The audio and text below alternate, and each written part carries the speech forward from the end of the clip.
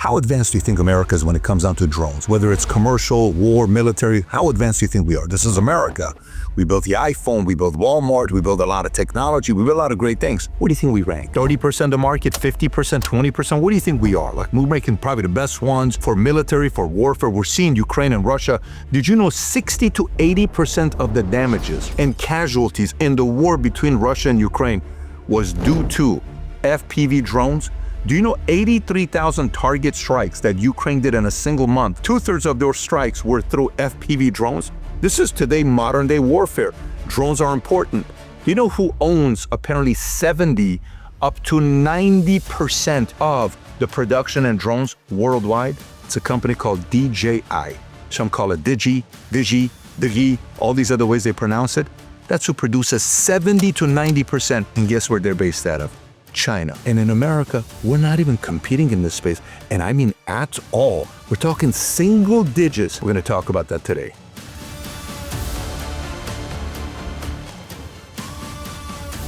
If you get value out of this video, give it a thumbs up and subscribe to the channel. So check this out. On June 6th, President Trump announces an executive order that he signed titled Unleashing American Drone Dominance. Unleashing. Don't we do it already? Aren't we pretty good at drones? Do you know how many drone companies we have in America? Roughly 500. Lots of them are startups, but 500 drone companies. These 500 drone companies, how many total drones do you think we produce in America per year? So 500.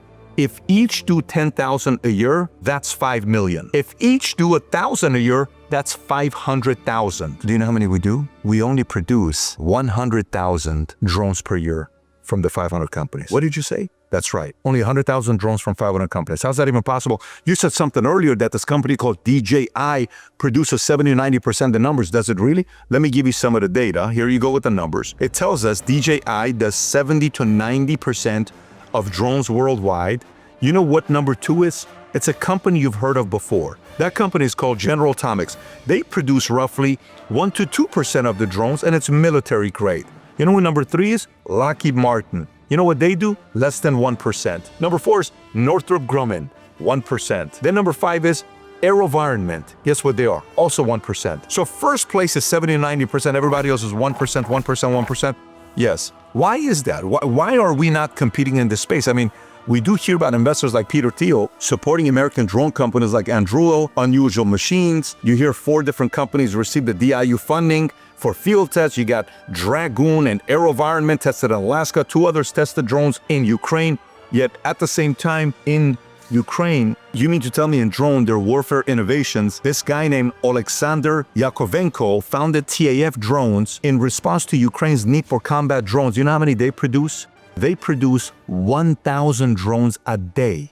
A company, TAF, $500 each, what they produce. Like I said earlier, 80% of Russian casualties were inflicted because of drones. That's 1 million people through drones. In June of 2025, 100 plus Ukrainian drones struck deep in Siberia. Think about freezing cold, damaging 20 Russian warplanes.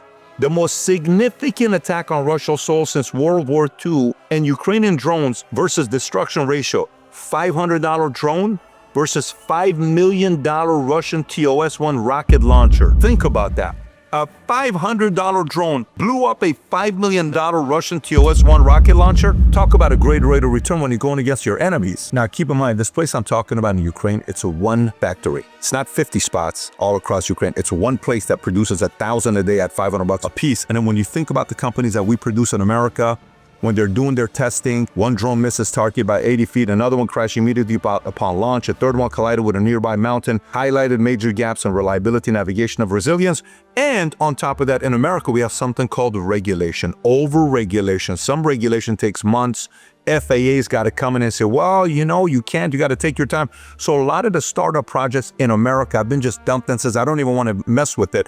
I'm going abroad. We're going to build this somewhere else because you're just too slow in America to be paying attention to this. And in the States, the incentive was more about building the bigger military drones, not the smaller ones, versus DJI in Ukraine and other places are like, no, let's focus on the smaller ones. But you hear what a smaller one did what? A $500 drone destroyed a $5 million Russian TOS-1 rocket launcher. Are you kidding me? And the one ones that are produced in America, the pricing is much higher, $2,000, $3,000, $4,000. A company that's working on one right now called Neros, a California startup, it's going to be around $2,000 per drone. They're planning on producing 1,500 drones per month by hand, planning on scaling to 1 million per year, which is a good thing if they're able to get there. You know, it's crazy when you think about everything that's going on right now with China, Israel, Hamas, Ukraine, Russia, all these wars.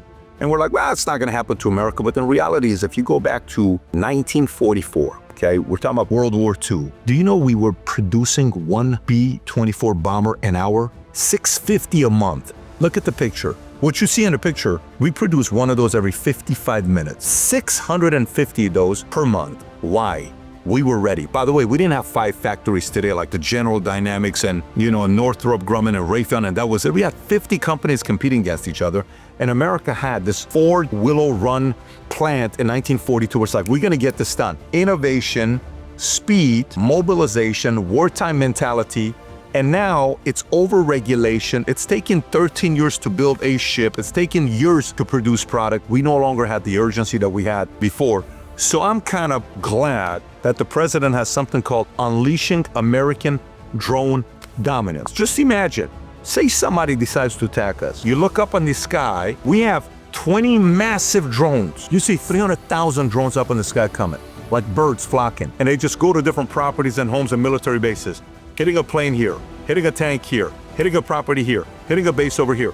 300,000 of them. What do we do? How do we fight against it? Are we ready for it? I saw a video where Morgan Freeman was the president and his bodyguard is Gerard Butler. And you see these drones all of a sudden coming up. He grabs the president, throws him in the water, goes underwater so the drones don't get him.